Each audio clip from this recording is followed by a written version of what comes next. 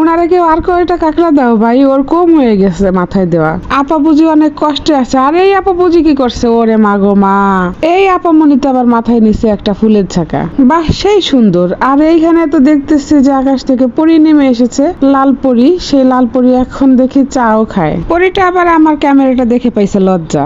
যাক, সেটা বড় কথা না, বড় কথা হচ্ছে ভাই আমি আসছিলাম এখানে আমাদের কিছু মানুষ নিয়ে ফুচকা খাইতে, তারপরে যে ইতিহাসটা হয়েছে তার কিছু বলার নাই। এই যে ফুচকার অবস্থা, ফুচকার দোকানে দেখি এই অবস্থা হয়ে আছে, লালপরি নীলপরি ফুলপরিদের বসবাস। আর এখানে আমাদের বসারও জায়গা ছিল না, দাঁড়ানোর জায়গা ছিল না। আর এইখানে দেখি ছোট্ট একটা পরীর বাচ্চা নেমে এসেছে, কিন্তু সে ফুচকা খাবে, বারবার যুদ্ধ করেই যাচ্ছে, কিন্তু সে সফল হচ্ছে না।